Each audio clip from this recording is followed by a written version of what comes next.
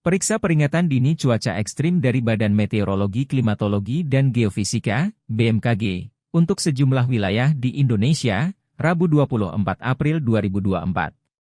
Peringatan dini BMKG besok menyebutkan, beberapa daerah perlu waspada cuaca ekstrim hujan lebat, hujan petir dan angin kencang.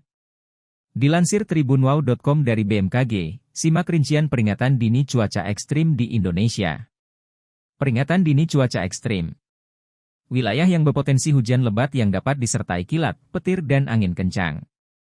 Sumatera Utara, Sumatera Barat, Riau, Bengkulu, Jambi, Sumatera Selatan, Kep, Bangka Belitung, Lampung, Banten, Jawa Barat, Jawa Tengah, di Yogyakarta, Jawa Timur, Bali, Nusa Tenggara Barat, Kalimantan Barat, Kalimantan Tengah, Kalimantan Utara, Kalimantan Timur, Kalimantan Selatan, Sulawesi Utara, Sulawesi Tengah, Sulawesi Barat, Sulawesi Selatan, Sulawesi Tenggara, Maluku, Papua Barat, Papua.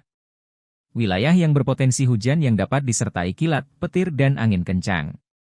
Aceh, Kep, Riau, Gorontalo, Maluku Utara.